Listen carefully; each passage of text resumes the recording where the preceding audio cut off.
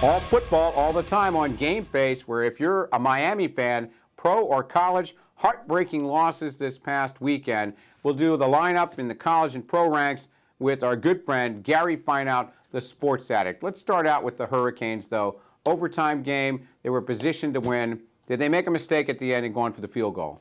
No, they didn't make a mistake there. I usually think that when it's third and long, that usually the defense has the advantage. I don't expect the team to just instantaneously go 30 yards and score a TD and the game's over. That was the heartbreaker, that the defense just had a complete breakdown on that one play. Well, they had a breakdown the entire second half. It was like they just could not stop Clemson.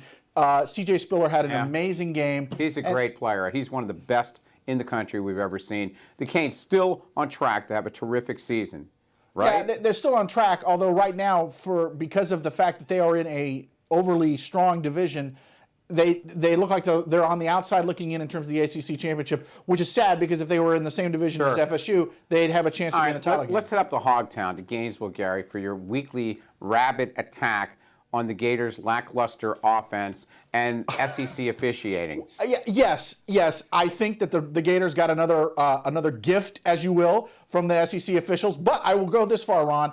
Even though I think the last 2 weeks have been kind of interesting, and I'm not sure if Gary, hold on. I think they'll beat Georgia because I think Georgia is that bad. We ended up with a W, right? Still a W. You ended up with a W. Starting with the one digit, still a W. Yeah, Gators still undefeated, but Ron, even as number a Gator, one in the BCS, number as a Gator one fan, in all are the you not key concerned polls. with what you're seeing? Tim Tebow does not look like Tim Tebow. They're from not the last same year. offense, but they're still winning. They're still number one, and they're still on track to be in the have SEC championship game and the national championship because they have a great. game. I think maybe the bloom might be off the rose for a second Heisman for Tebow. He could still pull that out. I don't even think he's a finalist right now. Let's go to one of the best quarterbacks in the country in Christian Ponder of Florida State. Disappointing year for them, but the Noles break through with a win after 3 losses in a row. Yeah. I mean, they came back. I mean, Bobby is looking better now to stay if he wants. I'm not gonna. I mean, that defense is still very, very suspect, and until we figure out what's going to happen with the defensive coordinator position and all that kind of stuff, the end of the year is still going to be a lot of question marks. What I will say is, at least they came back in this game and won, which is different than what happened at Boston College and Georgia Tech. So at least we're moving in the right direction this week. But we're seeing Ponder having a fantastic year on a mediocre team. Ponder is amazing. He's a difference maker. You see, when he gets in a rhythm, he just is like the passes are zipping out there. I mean, it's just they're moving him down the field. I mean, it's just he is one of the best quarterbacks FSU's had in the last decade. Let's segue into the NFL. Jaguars, nothing to talk about. They had the off week. But the only thing worse than the Bucs still being winless is going all the way across the pond to London to lose there. In fact, they were pummeled by the Patriots.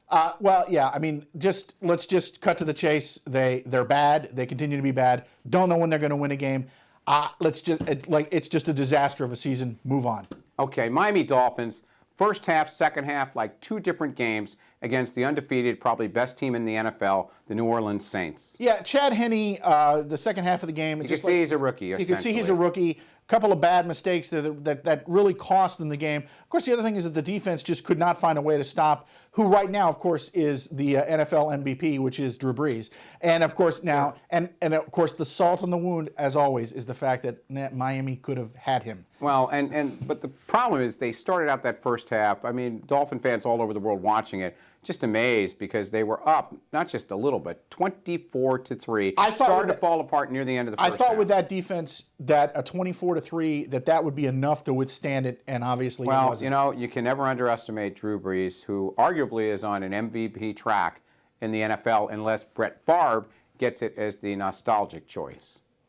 Yeah, but Peyton Manning also having a fabulous year. Yeah. Dolphins, though, very disappointing. 2-4. Unlikely they're going to come close to 11-5 record from last year. But now we got the rematch coming up this week against the Jets in New York, so that'll be very interesting to see how they are, versus because New York's coming off a big win over Oakland. I'll be interested to see if they can shut them down again. What's great is the Dolphins are playing with solidarity as a team, even if they're 2-4. They are exciting to watch. Gary, any last comments about football in Florida? It's still healthy, even though we're having some disappointing seasons for lots of our favorite teams. Well, I just my last feeling is that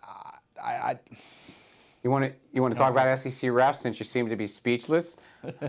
Never speechless about that. The only thing that I think about in football is that I think at the end of the day is I want to see a playoff in college football. I don't like the BCS system the way it is, and I think you wouldn't have to worry about whether or not Florida has one loss because I think there should be a playoff. All right, we'll talk more about that as the season progresses. Meanwhile, penalty flag of the week goes to the people who nominate players for the Davey O'Brien Quarterback Award.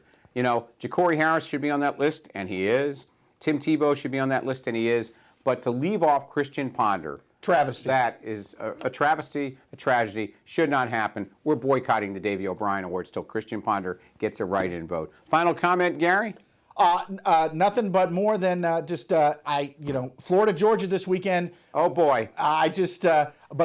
Gators ought to win. I think the Gators ought to win that. Georgia is just bad. Maybe Mark Richt will wind up going to FSU. Who knows? Go to flsportsfan.com to read Gary's rantings in blog form, and we hope all your favorite teams win this week. flsportsfan.com, your site for all your college and pro teams in the state of Florida. We'll see you next time on Gameface.